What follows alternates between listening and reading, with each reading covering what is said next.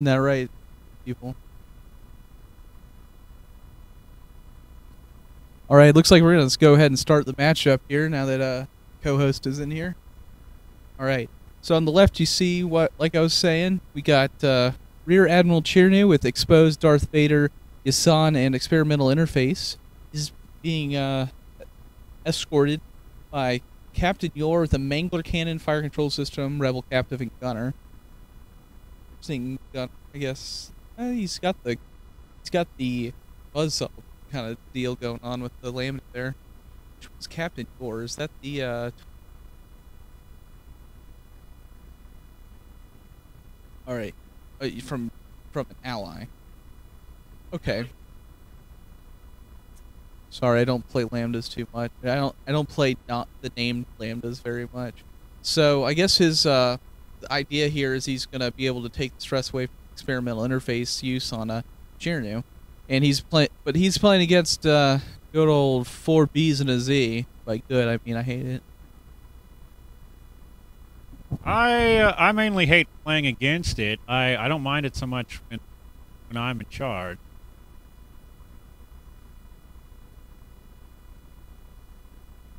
Yeah, well, of course I don't like really. I think I just see it too much.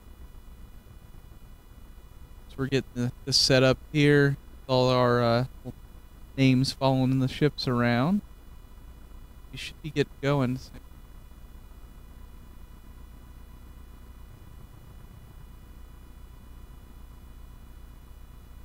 Yeah, we have a fun time with our Netrunner people deleting all our stuff.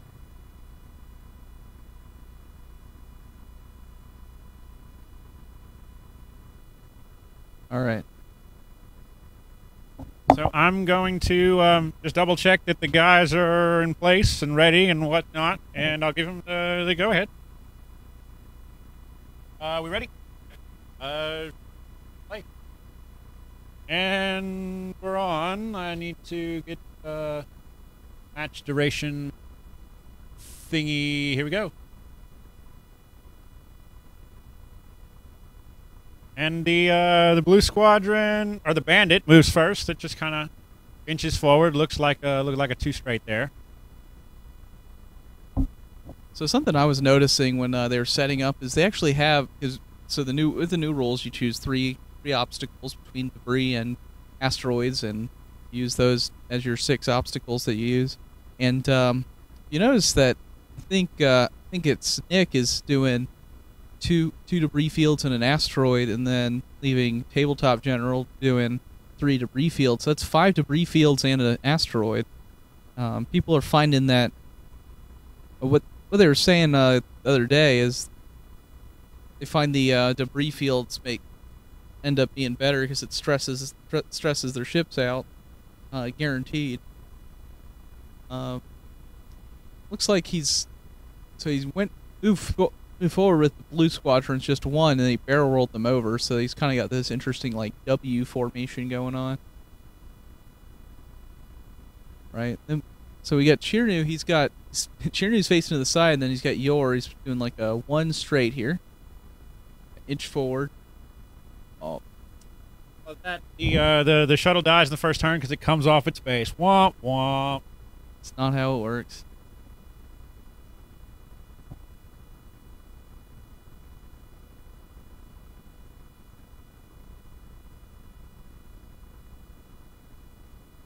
By the way, it's not top 16, it's top. Yep.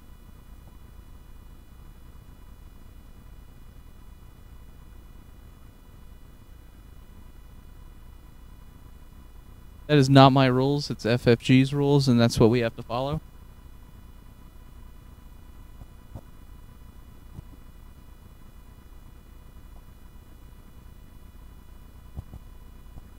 So Chirnu is going to make a 2-turn in.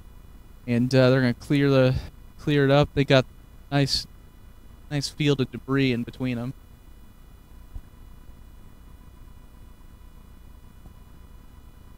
So, Lambot, how do you beat 4 B-wings, 2 large ships?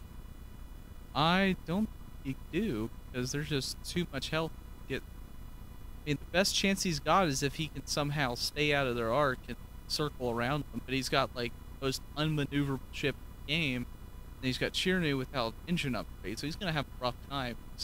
The last time I played against 4Bs and a Z, I was running Chirnu and Soontir, and I still had trouble. I had Chirnu with engine upgrade, and I still had trouble getting around them. Of course, I was also playing against the guy that ended up winning that championship. So he was good at maneuvering. Yeah, at the end of the day, if I'm feeling defeated, I look at the tournament standings and I say, okay, the two guys that beat me are in the top 4. Maybe it was an okay day, you know. Yeah, the that store championship, the two guys I lost to, top 8. It's the other store championship I won, so I can't about that. Rebels, controlled by the tabletop general, are making a turn towards the bottom of the screen there in the top right, excuse me.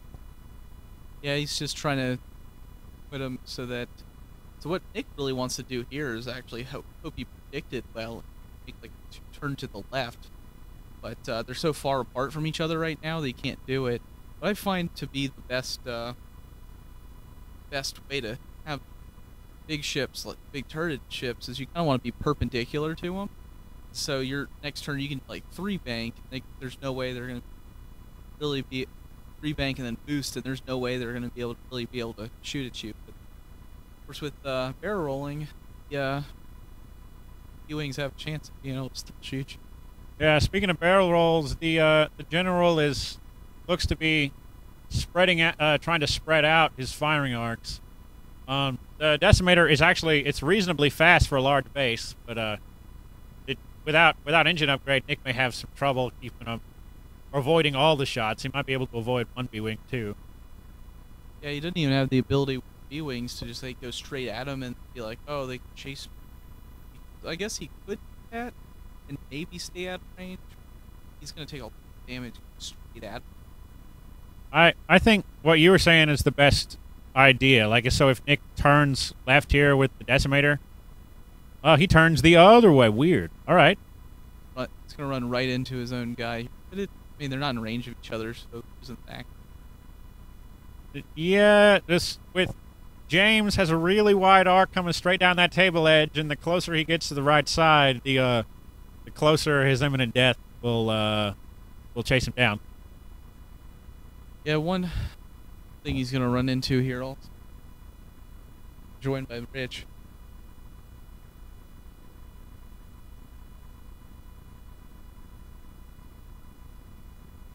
We're mostly talking about how Nick's got a really hard match because he's jumped against. It's really hard. And so he's also got Darth Vader. I was gonna say, and Darth Vader, it's like I'm gonna do 2. It's great against interceptors. It's not great against B-wings though, because they have 1,000 shields. So you're basically taking 2 damage to do them, 1 damage, no crits. But I mean, it can be used to finish off a B-wing, but that's about the best use he's gonna get out of it. And same with a Mangler cannon. It's like, oh, I got a crit on your shields.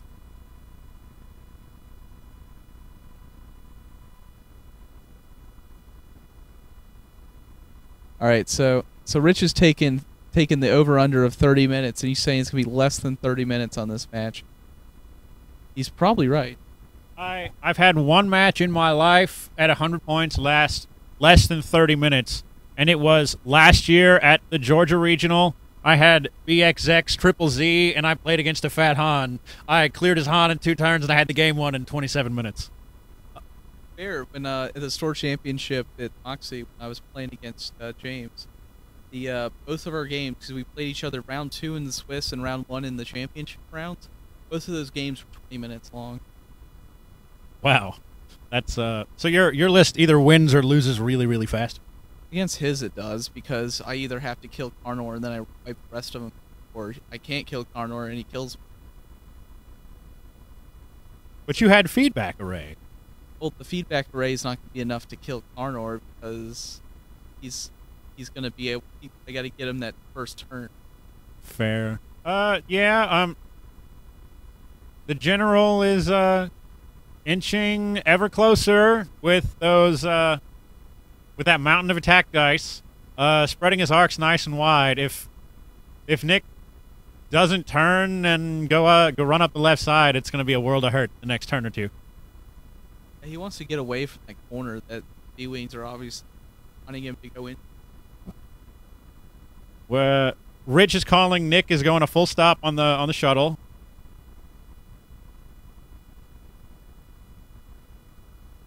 Doesn't look like a stop. Can't really tell. What's he doing? Oh, it's okay. It's a 2-bank from the Decimator. I mean, from 2-bank from the Lambda. What did I say? Yeah. So he's gonna deliberately block his Decimator for the second turn in a row. On his actions with the experimental interface, though, since he can do all the bumping when he has the Yasan, because he did bump himself. When he has Yasan, he can bump all day because he still gets that evade action. Until he loses his shields, he can't do that because he wants to get that. I almost feel like he's just trying to keep his distance and buy some time, make the game last a bit longer. But if you buy some time and you don't get out of the way, you're just prolonging the inevitable. He might be going for a tactic I used once, except he's doing it backwards. Where I had a Lambda pointing at the edge of the table, and I actually used Whisper to make him turn sharp by just bumping into him. Now we didn't intend for this to happen, but Nick always complains about how he can't beat B-Wings, and his complaint, like, he thought we were trolling him because he's playing against B-Wings. The shuttle takes a long-range Mangler cannon against that bandit, who I believe evaded everything. And then he did evade everything because the gunner triggers, makes a primary attack against the bandit again. And I see 3. I think I see 3 hits and 1 evade. 2 shields off the Z95 there.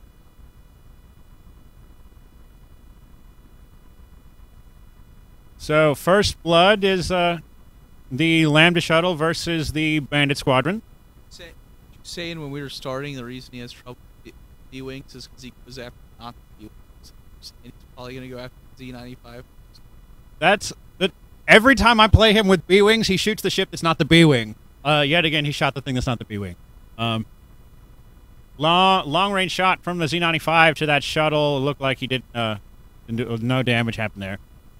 You get 3 big evade dice with that Lambda. 3 dice, 3 evades from a Lambda. What kind of world are we living in? The Giant Killer, is it your feed or is it the audio? Are you losing video too? Because we're not having any video issues at our end, but we might. It's difficult to monitor the audio situation. It might sound like we're cutting in and out too, because he has a very directional microphone. So I have to might not be talking before I'm quite in the range of the mic.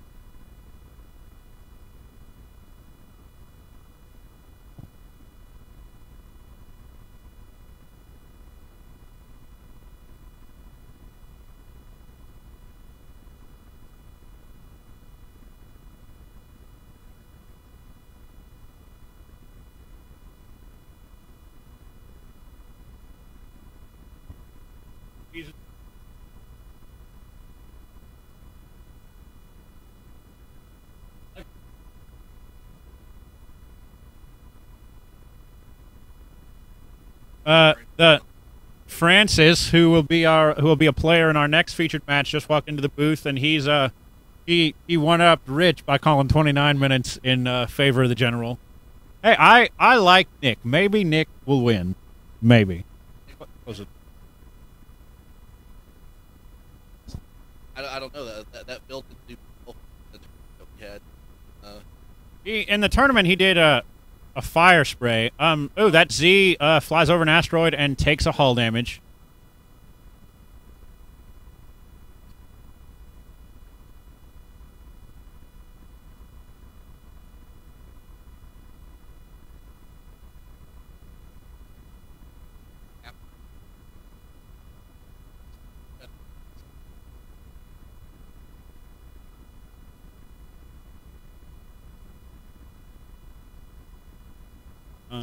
That the bandit banks in over that asteroid, takes damage. The B-wings are inching in. Those front two cluster up. Blue 1 bumped into the back of Blue 2.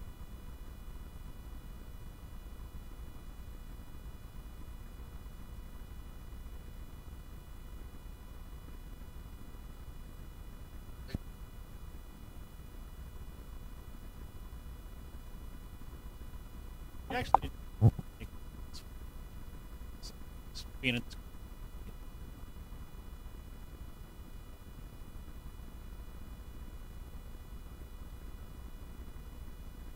yeah.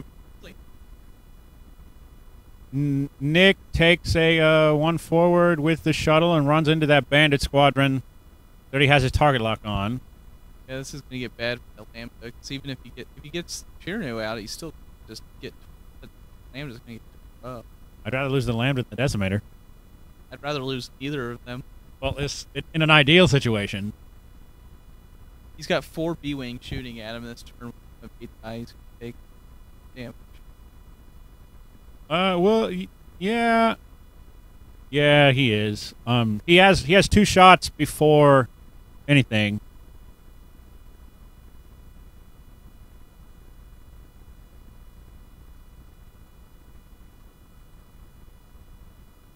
The giant killer, I can't promise it's not us, but we're not getting yeah, like the program is usually pretty good about telling us when there's errors happening.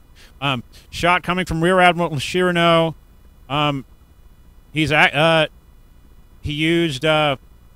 took a target lock and used experimental interface to activate expose. Excuse me, I was kind of stumbling over myself. Looks like it's going to be range 2 against the bandit squadron. 4 dice versus 2 of 8.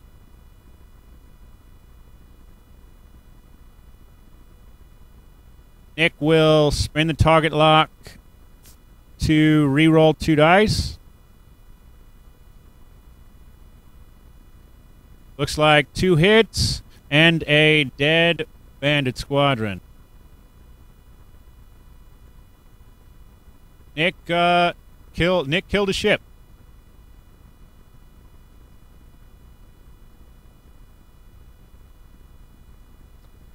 Running the stream on my phone, not having any trouble with videos. It might be your Board and pwned you. We're working on that. We just have to be more aware of who's talking. It takes practice. We just upgraded our audio system, and it's clearer, but it's more of a hassle for us. Looks like some B-wings are going to shoot at a shuttle, and it's not going to be fun. Or no, it looks like the shuttle shooting first. It's a range 1 against the blue squad. 2. It's going to be 2 hits. And 1 shield off of blue number 2.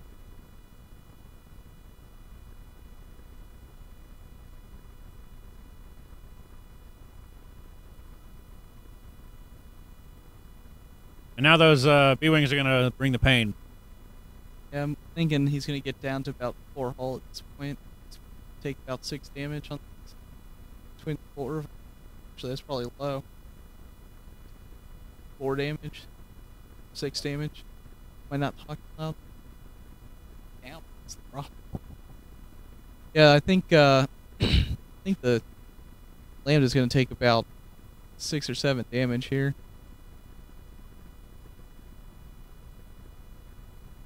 Got 1 hit to... Oh, took a shield off there. 1. Got another hit. So, 2 hits. So that's another 2 damage there.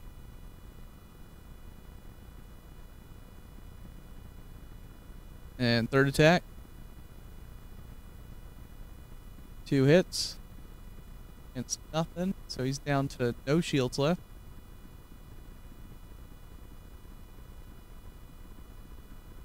Alright. Oh, it was 1 off. Yeah, what one of the B-wings fired, didn't do anything. So Lambot called it as 6 damage. 5 damage went through on that Lambda shuttle. I wish Nick was in a better spot. He's put 5 damage on the table, including a dead Z95. But only one of those B-Wings is down 1 shield. So one advantage he might have here is that he could just go like 1 forward, the Lambda, and block a lot of. Or I guess they're move first though, don't they? They do move first because he's not the pilot skill 2 shuttle. Well, and he probably wants to keep the shuttle within range of the rear admiral. Yeah, I'm not sure why he's taking a named Lambda here. So the rear admiral can expose and not take a stress. Just like do a green maneuver. You could. He could just do a green maneuver. That's what I did when I was running exposed decimators. But yeah. So I would say that it kind of blocks the Lambdas kind of block in where the B-Wings can go, but it really isn't, because they're probably gonna block the Lambda really. I mean, you gotta fly a Lambda expecting not to get actions because you gotta do bad maneuvers all the time. So what do you do with the Lambda here? Do you turn and try to get out, or do you try to go really fast and pass the B-Wings, or do you just run into them and shoot one of the ones at the back? Well, turning's red, and he's got a stress, so I think at this point, really, you just go like 1 forward to clear your stress and hope you don't die.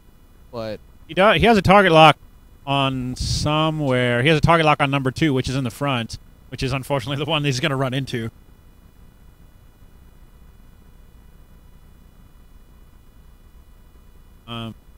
The peanut gallery behind us is suggesting that James is going to ignore the Lambda and let it pass, which really wouldn't be that big a problem. I mean, would not be that bad an idea because the Decimator's a way bigger threat. he's also spending a lot of points on. So he's got Angler Cannon, which is getting that crit that doesn't matter against B-Wings. And he's got the Fire Control System Gunner, which doesn't really make a big difference against B-Wings because they have 1 evade. Then he's got Darth Vader, who doesn't really matter against B-Wings. So part of it is this build's just not very good against B-Wings. A lot of builds aren't very good against B-Wings. I mean, lots of damage is fine against B-Wings. Yeah, you gotta fight B-Wings the same way you fight Decimators, and just lots of damage. I mean, I think B-Wings, the best way to fight them is arc dodging and ions. But with so many, it's hard to arc dodge, and ions don't do a ton of damage, so.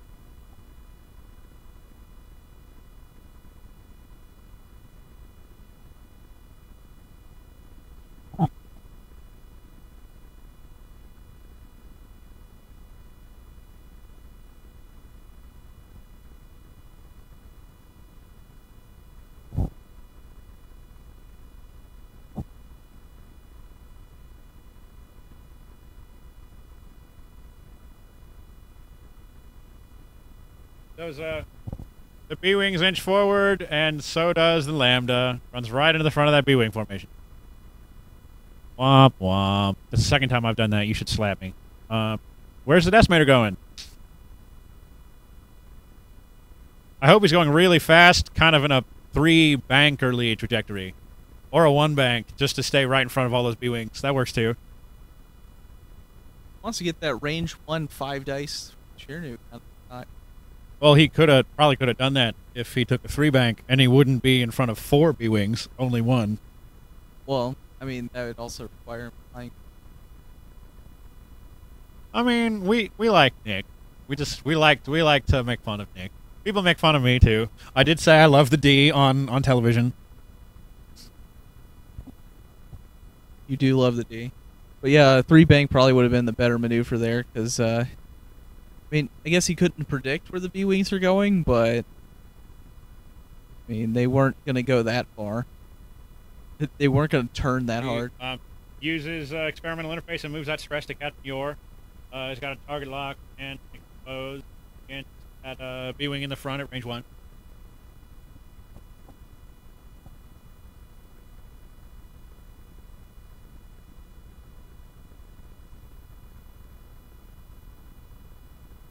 what you should use is the guy that makes you target lock him. So use that guy, and then you can put I think he has an EPT, so put Wingman on him for the same effect. We just got 5 hits from the Decimator. And some evades went down, and Nick did something. All right, so 2 evades. What?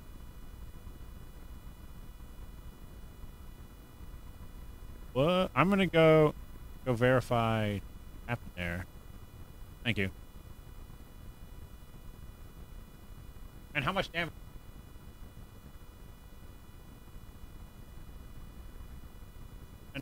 Yeah, one shield.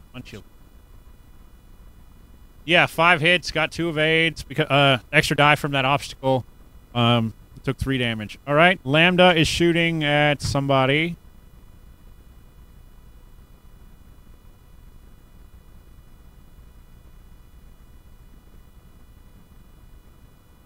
And then took some shield. All 3, or wait. We're gonna go verify what's going on because they're not really telling us which of the 4 B-wings is taking damage. So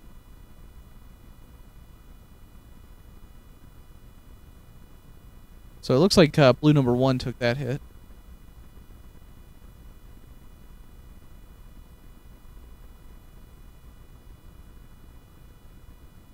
So James says the Lambda's gonna go away in a second.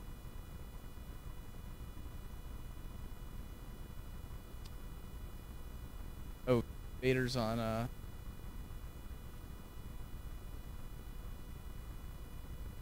so it looks like Vader was on the Lambda, not on the Decimator.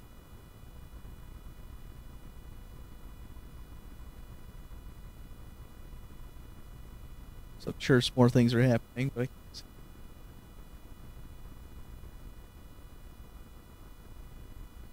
it's got 1 hit.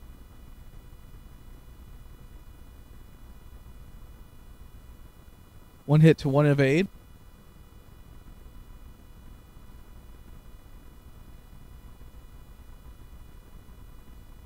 Looks like he's still targeting the Lambda. He's got a range 1 shot there. He's got...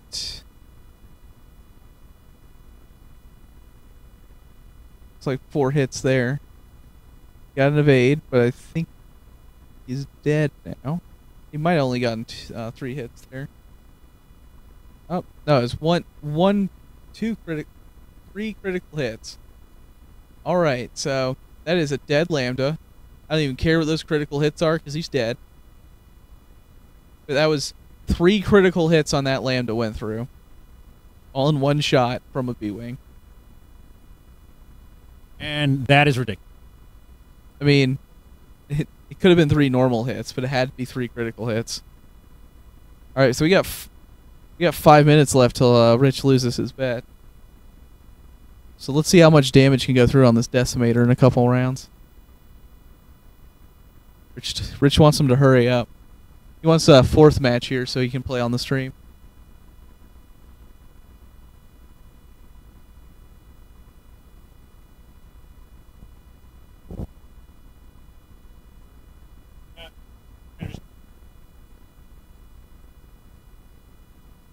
Alright, so we got even more things wrong. The Rebel Captive and the Rebel Captive and Darth Vader got mixed up. So they still got Jar Jar on on Chirnew. Yep. And the Decimator took 2 damage, so he's down to 2 shields left. So he's got Jar Jar on his ship, and Darth Vader just went down with the Lambda. This is how Star Wars works. They how Star Wars actually works is they would have shot an escape pod off of that Decimator and saved Darth Vader. So we'll just assume that's what happened.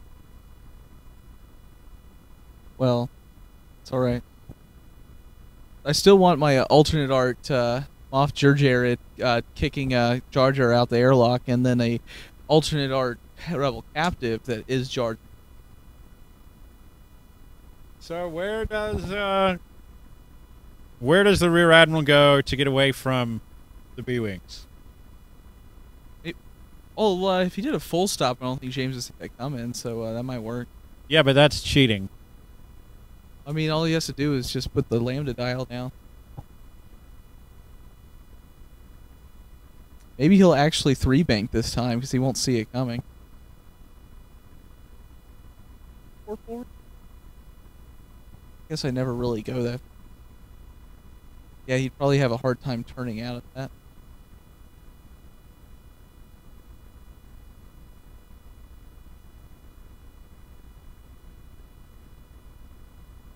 I would probably do the 3-bank that he should have done.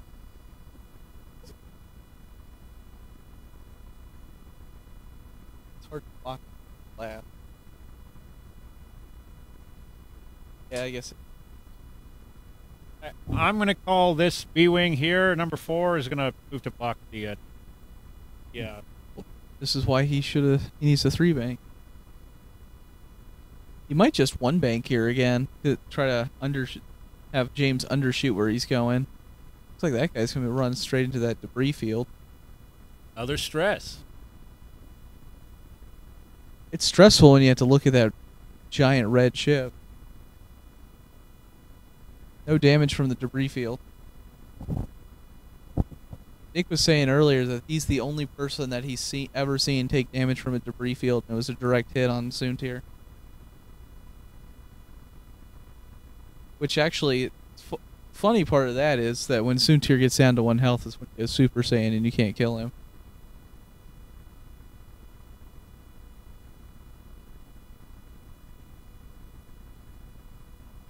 That was almost interesting looking. Yeah, interesting K-turn from that B-wing there. Yeah. Maybe he's just trying to take it easy on Nick. Or I guess he can, depending on where he goes, he can have at least one ship. The Decimator still in arc. 4 forward from the Decimator. It's going to put him awfully close to that edge. Oh, yeah, it's going to put him close to the edge, but I think he can still 2-turn out of there. If we have any regular viewers here, you'll remember that our buddy Short Chad did once fly a red Decimator right off the edge of the table on live television, and we've never let him forget it either. To be completely fair, there's a lot of things we don't let Chad forget.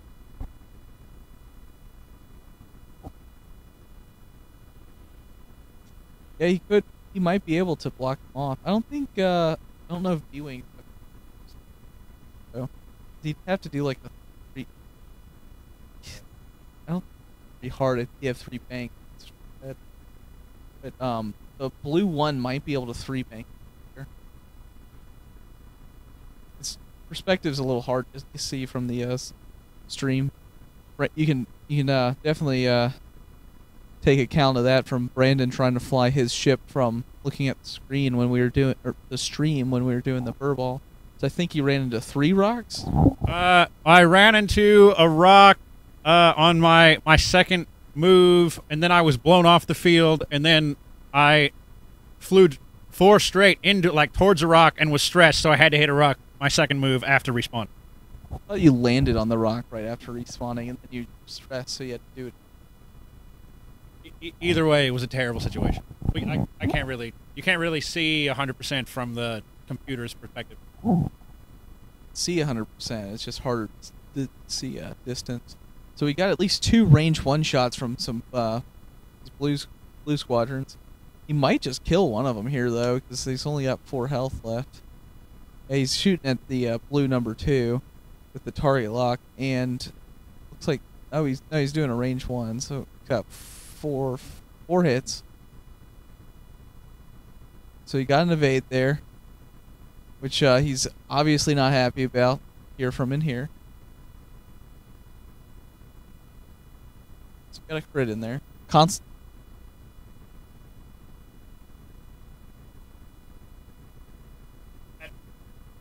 Alright, we got 1 hole left. I think he said console fire is the crit. Oh, that's right, number 1. So yeah, he evaded the 1, so he couldn't quite take him out. Looks like he's only got 2 B-wings shooting him this turn. Dude, 2's better than 4. Yeah, 2 is better than 4. So we're going to take a stress on blue number 1, because he's probably going to die in a second. 4 dice, looks like 3 hits against the Decimator. He's going to just take it. Got a console fire.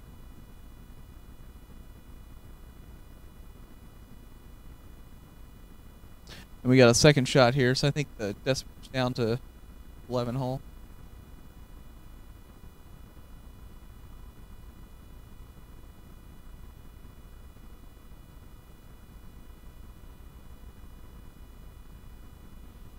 I probably just took some more, so I can't quite see. Tell him to scoot his cards down. That was definitely worth it. We got 8 hull in the B wing. That's a lot. It's a beefy B wing. After that round of fire, lots of pain from those B-wings. The Decimator is now down to 8 hull remaining. The advantage he gets, though, now is he does have Yasan. So he's going to be able to get rid of one of that, like, 6 damage a turn. So if he cancels 1 out of 6, he'll be down to 5. He's got a max of 2 turns left. Well, hopefully he'll take at least one of those B-wings out this turn. Because he's got 1 at 4 health left, and 1 at 1 hull. That 1 at 1 hull is probably going to bump him in some fashion, though. But I'm hoping to see a 2 turn from this Decimator, because otherwise it's going to be game over at 34 minutes because he flies off the table.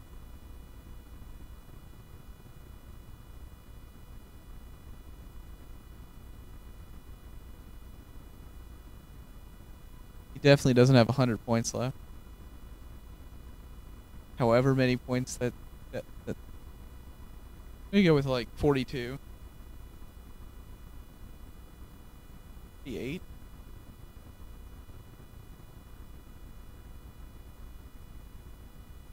I think the better question is, why do you know how many points Captain 4 is?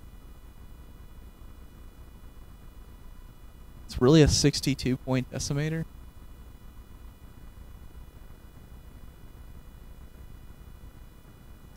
So there's a lot of non-actions going on for B-wings. So blue 4 is the one higher, I think. Blue 2 turned.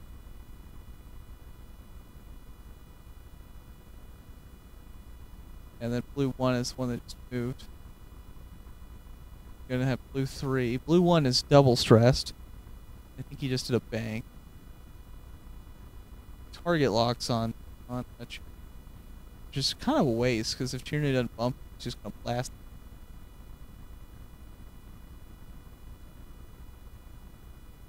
So he's probably only going to have 2 B-wings shooting him this turn.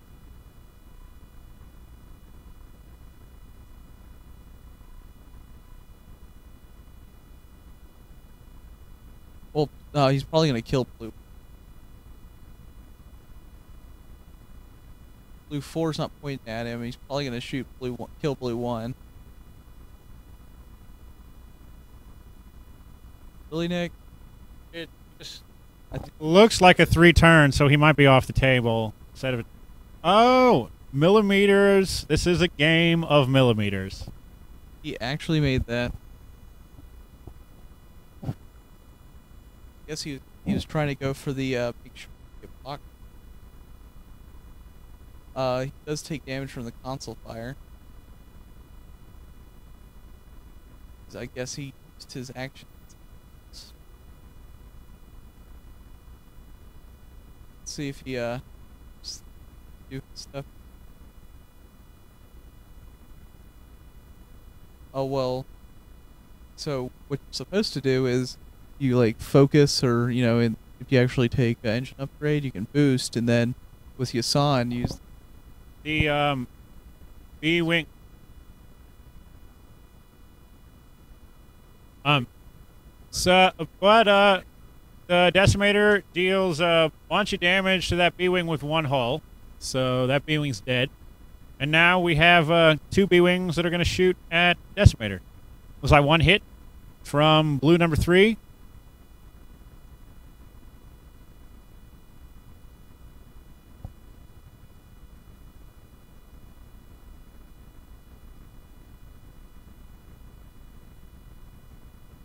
He's thinking about it. What's he thinking about?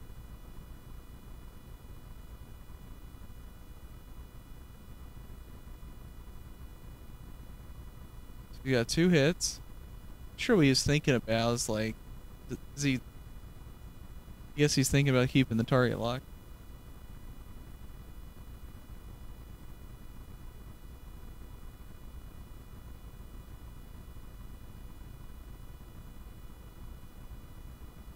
Going back to dials. Red Lobster is lasting longer than we expected. The only defense Nick can have at this point is to just fly forward really fast. Yeah, he wants to try to stay out of range of as many as he can, so he can get it down to just like 1 or 2 B-wing against the Decimator, and hope that James just rolls bad, because that's about the best defense he's got. Of course, he's also probably thinking he probably wants Kankirk at this point, not Chirnu, because Chirnu wants to be range 2.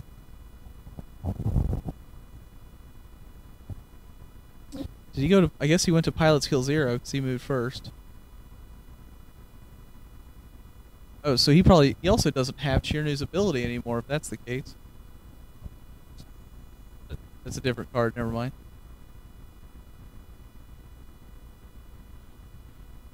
Yeah, well.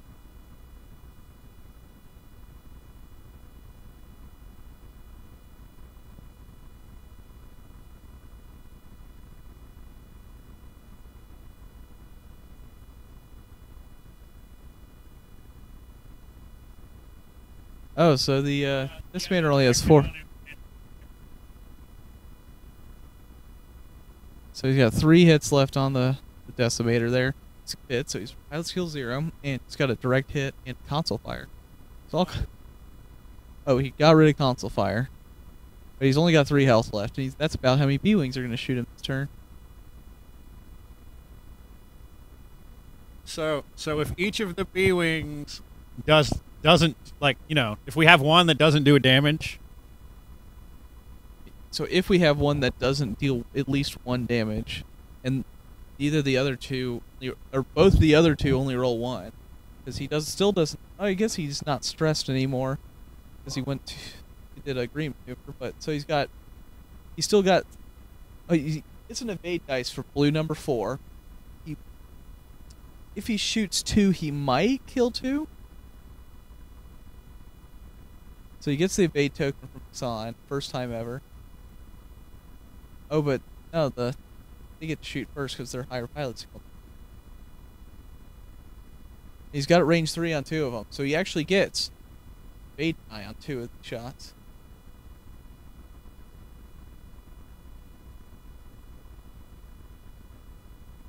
Looks like he evaded that shot. He might survive another turn. Still on fire? No? Okay, so he took 1 there.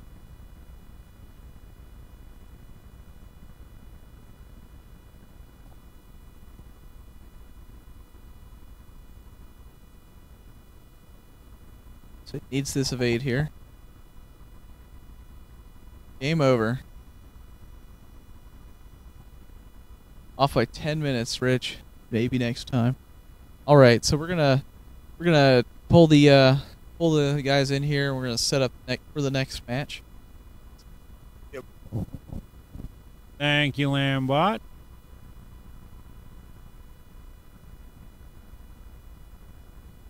So how's everybody doing tonight? How you doing? I'm gonna get my camera there in a good place.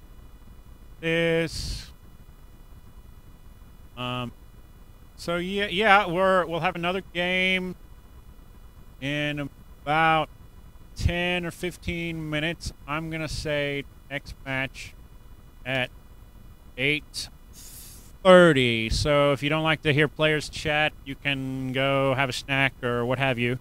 We will put on. We'll be getting ready for the next match at 8:30. And as soon as the guys are ready, I'll have them come and have a chat with us. We're gonna have that handsome Nick in here first. So yeah, give us just a minute, and we'll chat up some players.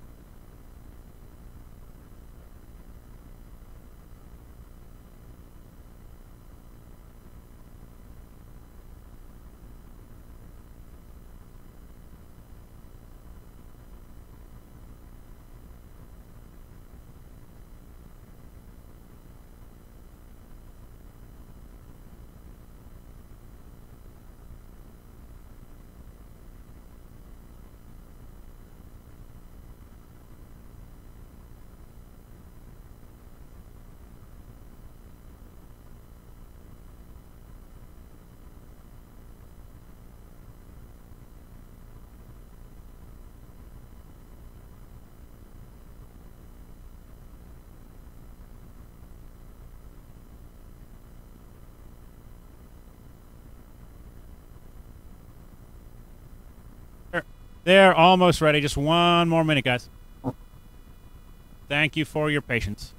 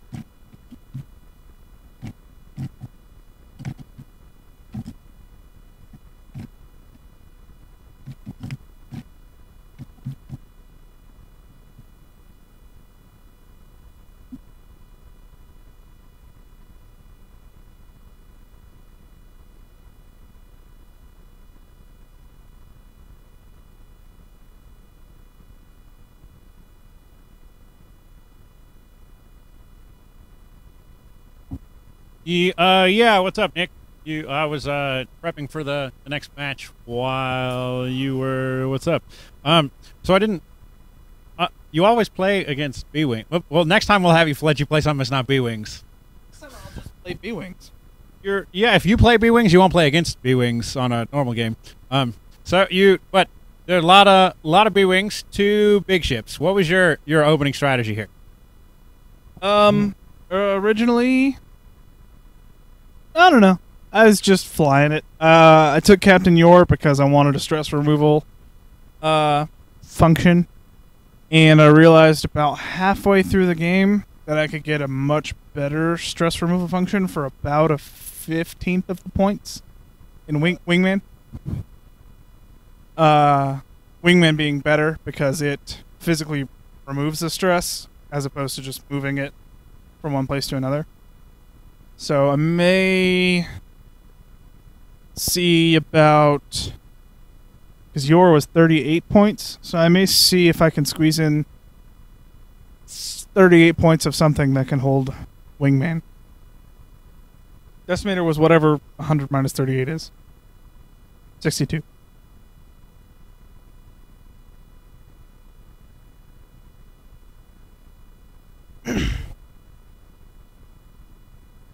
Sorry, guys. So having some technical difficulties I'm trying to sort out while we interview. We kept rooting, or like we were chanting back here that you should turn left. It's like you kept getting closer to that corner, and he was coming down the he was coming down the screen on the right side. And we wanted you to turn left and not get boxed in. Did that ever cross your mind at all? No, but I'm not good at this game. You've beaten me plenty of times, except when I play B-Wings. So, it's only my second time ever flying the shuttle. So I'm not super experienced with it. I'm aware you sort of go slow and don't turn around. But I didn't have a whole lot of. I just wanted to sort of sweep one board edge, keep going. Especially with like the Decimator, you could have like, you can get into a perpendicular position. It's almost better for you. Did you feel like your upgrades on the Decimator helped you at all? Because like stress can be really annoying for like B-Wings are really good at staying on target unless they're stressed. Did that help you at all? Did you notice? There was the one turn towards the end where I had to 3 hard away from the board edge is the only turn that stress bit me, but it also sort of worked out because I had half the B-Wings were stressed, so no one was really getting actions. He just had a lot of shots, and that's always going to be the Decimator's downfall. And he also landed something like 10 crits between my 2 ships. It was insane. I have to ask, because our viewers always do, did you consider an engine upgrade on your Decimator? Because it may have helped you. Probably one turn I saw really would have helped you out here. Yes, but, and this is maybe where Atlanta is a little bit different than most of everywhere else. I want actions to help me kill things. I know for a fact, I've read it on the forums a million times. Me too. It was just like, engine upgrade's good. Like, I don't always feel like it's 100% necessary. It's hard to say. I know it's been the benefits of dodging arcs entirely have been espoused. Everyone loves it. Everyone is just like, oh, engine upgrade. But I like shooting things, and I like killing things, and you can't do that if you don't have offensive actions. Any closing thoughts? Things you might do differently next time, or I don't know. List changes, maybe. Definitely dropping Captain Yor. That's definitely the first thing. Dropping Captain Yor. It was fun, moving the stress around, sort of a neat trick. But Wingman does it much better, much better. So losing Captain Yor, maybe not even playing this. I'm sort of auditioning things for regionals, so probably changing it up entirely. Can't decide. I really just want to play aggressors. But I think that everyone just wants to play aggressors. So aggressors are, if I did some looking at regionals and some of the later store championships, and aggressors are doing well, but they haven't won a whole lot. Like they come up, you'll often have a dual aggressor or two in the top 8, but they don't, they're good. They're just hard. This is like, and that just, if it's getting so high so consistently, it means it's good. It's just hard to play. So practice. Well, I wouldn't do dual aggressors. Do a solo aggressor with 50 points of something. I'll have to come up with whatever that 50 points is going to be. Maybe even a neat. See if I can get aggressor and Polyp and something else in there. Maybe the aggressor will hit it, survive forever, and Polyp will opportunist everything. So maybe. Opportunist that aggressor. Give it a cannon or something. Five dice heavy laser cannon's a beast. I know, because I've demolished you with Kian using a 5-die heavy laser cannon. I don't like heavy laser on the aggressor because I like to be close. I like the Mangler because of the security it provides, and it's cheap. So if you wouldn't mind grabbing the general, and we'll come in and have a talk with him while our next game sets up. We pushed our next game by 5 minutes. We'll have it right about 8:35.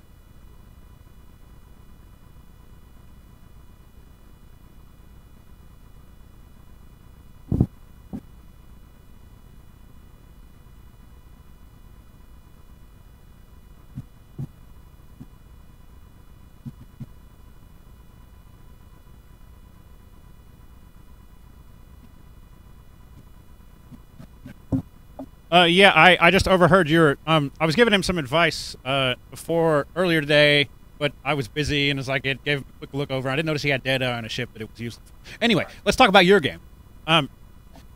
Your list is the epitome of efficiency on the Rebel side. So if you got a lot of attack dice and a lot of shield, what's your opening strategy if you see something, if you see big heavy ships on the other side of the table? Opening strategy, big heavy ships on the other side of the table. I'm picking one and shooting it till it dies. I mean, it's pure and simple right there. Move everybody up slowly, wait to see where he's going. I was hoping to kind of maybe talk him into being dragged through the debris field a little bit more than he was. He didn't seem to want to have any of that. He's stuck pretty close to the bottom edge there. Right. A lot of it was just, okay, let's go ahead and get this underway and throw myself in there. And I kind of screwed up my opening moves. I wanted to play coy about it and make him come to me. And I was initially going to move everybody up away from the table edge, K-turn them, come back with the green maneuver, K-turn them again, and just basically kill some time in that corner and just wait and see what he was doing. But as soon as I bumped the first B-wing, doing stuff out of order, I was like, you know what? I'm just gonna go get him. You started your game, and we figured it was probably because you weren't sure where he was gonna go. But you started with a really wide spread of your arcs. Even in the turn after you bumped a couple of times. So was that just a predictive strategy, or is there, or excuse me, a reactive strategy, or was there a reason for that? That's generally I've seen that tactic when swarms go against something really dodgy like Soontir or a Phantom. I'm just curious, what are you thinking there? That wasn't really intentional. It was just that I didn't have an easy way to recover from that collision, and I wanted to make sure that everybody's getting into range at about the same time, and I wasn't sure if he was going to start moving faster with the Decimator. I didn't expect him to hold back that much at all. So at that point I was like, I don't want to be caught without focuses when he comes into range, because especially in that matchup, it's a really big deal to do as much damage as possible early on and hope to get a ship out of there. It wouldn't bother me much with losing at Z95 because 4 B-wings is still really good, but would it have changed your approach at all after that one ship goes down? You have a really joust heavy list, obviously, but so the Z95 going down, it's kind of expected. I've learned that it's not a separate ship. It's an upgrade for those B-wings. I use it a lot like some Imperial pilots use their Academy pilot missiles. Just throw it in the middle, make somebody run into it, and that's exactly what happened. He blocked that shuttle by taking the unexpected move across the asteroid, and because of that, it messed up his plans for the rest of the turn. The Decimator had to shoot the Z95 to get rid of it, and the shuttle didn't have actions for when he was shooting at the B-wing, so he didn't do as much damage as he might have otherwise. It actually, I bring up that Z, it's an interesting point there. It kind of leads into my next question, and that, Nick's been on the show before, and he asked the viewers how to beat B-wings, because he never beats B-wings. And we were kind of joking, like, even before the match started, that he doesn't shoot the B-wings. And that was the Z95 was the first ship he shot. And when he played against me, it was the first ship he shot, was the Z95 that I throw out in the front of him. I'm sure Nick will see this on the YouTube. If you have some advice for him, what would you say? By all means, shoot the Z95. I like winning. No, so I was surprised at how much the Decimator held back. I was also surprised that the shuttle didn't clog the lanes up more than it did and try to make me run into him. But he was kind of handcuffing himself by moving the stress over to the shuttle. And I know that's the idea behind the list. I know that's the whole point. But because of that, I knew the shuttle was going to have to be moving forward.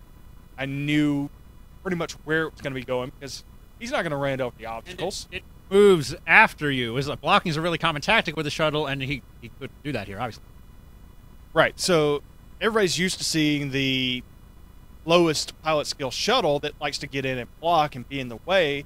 But now that he's running one of the named shuttles, he's moving after me, and he gets a dose of his own medicine. So the big thing that was really scary about that shuttle for me was actually Vader. The fact that he could pump out so much damage. That shuttle ended up dealing 5 damage in one shot by being at range 1 with a target lock, leave with focus, and then popping Vader afterwards. But at the same time, he lost the shuttle as a result of that.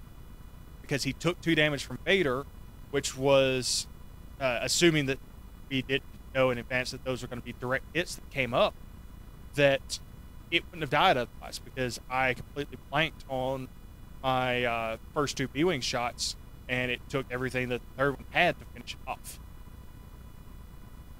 And that's how a list like yours can lose. It's just your red dice is the biggest thing you got going for you because you got more than anybody else does until they come up blanks. I've played a similar Rebel Swarm list, but I usually throw in more like some more Z's or an X-Wing or something, so I get more defense. But I get more dice defense and maybe not so much shield. But the lots of B's and a Z is winning all over the place. It's won a couple of store championships, and I've seen it. I mean, didn't you do a thing about your regionals that have already happened? You did on your blog. So I have done a review of the lists that have been reported so far that have won the regionals, and none of the Rebel Swarms have won a championship. There's been a few reported in the top 4, top 8. Right. The really common ones are just the big fat turrets. The only thing that has been a non-large ship in there is the triple interceptors, which we've got a few recordings of those. And then there was the double IG list that won. Everything else that has won a regional championship until this point this year has had at least one large turret ship. Are you calling a turret's going to win Atlanta? No, because I'm not running turrets. Yeah, the general talks a big game, but we'll see how it goes. As always, that's all. Thanks for coming. And we're gonna get our next game going here in just a minute. Thanks to viewers, we had 10 or 11 people watching. Right now is about when they usually blooms. So I'm gonna go see if the next game is ready, and we'll get that going as soon as possible.